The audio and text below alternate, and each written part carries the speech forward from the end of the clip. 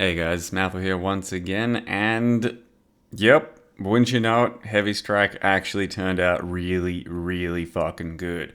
So this is the Heavy Strike of Trarthus, which gives you basically guaranteed double damage and can scale off of spell damage.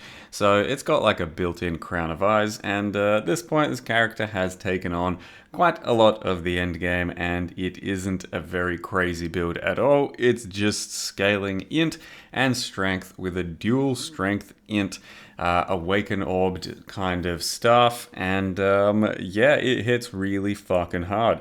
So that's an Uber Cortex you're just seeing there. When it stacks up two enemies together, when you can splash, it really is pretty overpowered for some strike skills in particular. We then have just kind of a highlight reel of all the shit that I've killed in the past like few hours on the last day of playing this build, and it's pretty crazy. Like, this ended up scaling quite a bit higher than I thought it would, and that's without really putting in all the min-max yet. So a lot of my character still has a little bit of stuff we can do to gain a lot of power. We're probably, I don't know, at 70 or 80% of the power of the character, and it is pretty damn thick.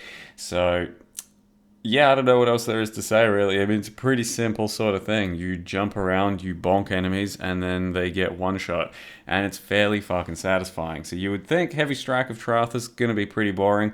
At least that's what I thought, especially given that it's basically default attack.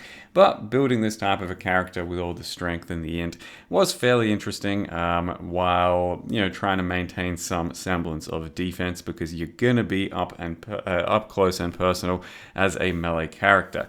So it's an Inquisitor with the strength int scaling. It does have little bit of thickness as Eventuality Rod with Fortify and some endurance charges, but if I could build it again, I would not do Eventuality Rod and instead just focus on capped block with a staff, because you can easily cap block on this character if you just used a regular sort of staff, like a judgment staff, and then you'd be quite a bit thicker indeed. Of course, the spell damage that's going to be coming your way wouldn't be terrific, but this is a bit of a customizable character, I'd say. You can make it a lot faster, you can make it a lot thicker, you could even put in more damage if you really put in the work. So it has some room to grow, and on top of that, the merc is kind of a big X factor. Depending on what kind of merc you want, will give you just various different things. You could become way thicker with a much different merc, or you could have a bunch of extra move speed, attack speed, or you could have a bunch of extra damage, which is what my current new merc is doing. Not currently in this clip here, but by the end of basically yesterday, I picked up a new merc, an absolutely new one for the first time. I'd never used a flame dash kind of dude, and he's just got anger on him. So then we scaled his anger, so then we hit even harder with our fire damage. So it's a bit of an interesting build, because one of the things that I tried to balance out was Trinity, and it's not really possible with the amount of strength I've got. So in the end, it just had to be raw, hitting hard. And as an Inquisitor, you would think you've also got the ignores enemy resist node, but since my staff crafted a certain way, I actually didn't take that, and this Inquisitor does scale a bit of penetration, which is why I'm saying that you can probably still have a bunch more damage in this type of a character, because if you instead ignored the penetration side of things and just did pure Inquisitor as per usual, I think you can get a bigger damage ceiling. But at the moment, the character, without putting too much work into it, is about 40 million DPS, I think, maybe more. Hard to say with the merc, because I didn't really fully POB it out and all that. But it's pretty fun. So it's not going to be great at clear speed, as you can see, just bonking around, and our attack speed isn't exactly insane, our movement speed isn't exactly insane, but it's pretty reliable. You can make it fairly thick, you can make it hit fairly hard, and if you want, you can up the clear speed with like additional strikes with a certain anoint, Scion's Ambition I think it's called, and just do even fatter, thicker strikes from further away. It's been pretty good for mercenaries as well. Most of them just get raw one-tapped as soon as you start the fight, but of course, you're a bit of a melee build, and if you like don't get the hit immediately, or if you, I don't know, they dash away or you miss or some shit like that, then it can get a bit dicey. But it's been pretty good. It's been pretty fun. And yeah, Heavy Strike of Trarthus. Who would have thought? Let me go ahead and show you what the character looks like at this point. So here we are, level 92 Inquisitor, Smart Staff, Dumb build. So the Smart Staff we're talking about is basically kind of a just combo of stuff I didn't really think was necessary or a thing up until seeing the combo that we could do with the Heavy Strike of Trarthus. So as you can see, attacks enemies with a forceful blow requires a staff. So you have to play staff with this thing. It does 2% chance to deal double damage per 10 int. So 500 int equals 100% chance to deal double damage. You can't go over that, just guaranteed double damage. And then the Crown of Eyes stat for 170 spell damage to attack damage, which means we decided to stack some int, stack some strength, just combine the two mods from a hunter and a shaper staff, and then try and lock those prefixes with prefixes cannot be changed, do a veiled orb, see what happens. We ended up getting the penetrate mod here. You can, like, instead, let's say, get a spell damage mod, which would be pretty good. Or randomly, you could have a really good prefix like, you know, a big elemental damage. And then you just finish off the suffixes however you want. And realistically, you could instead be an Inquisitor with the actual penetration non-necessary node. So yeah, we're a bit of a weird build because of that. But yeah, we just decided to then stack all this. Got a bunch of strength, got a bunch of int. You only really need 500, but more is more. And then, yeah, strength just kind of makes a bit more sense to stack in this one, so we're going much heavier on strength, mostly because the items kind of lend themselves towards that, and also you get with Iron Fortress combo of Iron Fortress and Iron Will over here, you get a lot of damage towards the Heavy Strike, and that's where most of our damage is coming from. So that's why I don't really have another setup. You can have a 6-link setup here. Like, I've got nothing here right now. Just, yep, actual nothing.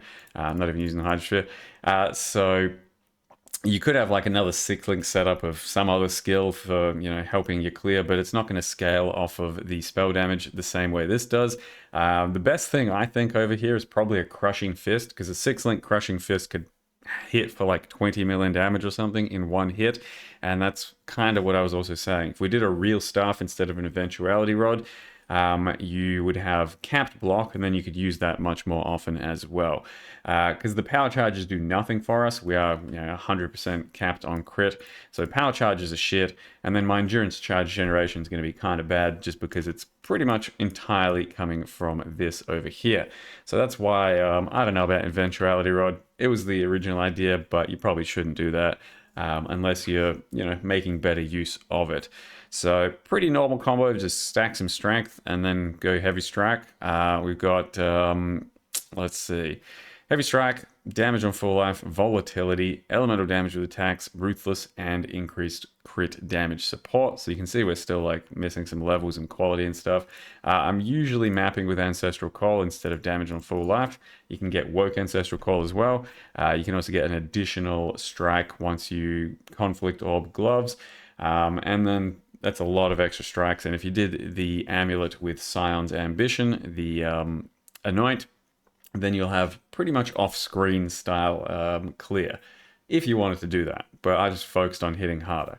So otherwise, yeah, pretty normal strength stacking build. The only semi-interesting thing I'd say is we do a Warlord hat here for gain accuracy equal to your strength.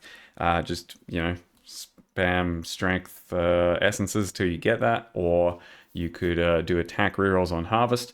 And then I also grabbed Alberon's Warpath, or at least I grabbed a Warlord Soldier Boots until I used the crafting bench to just spam Scour and Orbs of Chance until we got Alberon's Warpath that are now Warlord based, so that we could use a Bound by Destiny for 15% strength. So we're just getting 15% strength because of these two items. You could instead, get Warlord, like rings, maybe, gloves, theoretically, but wouldn't be good because you do want the implicits.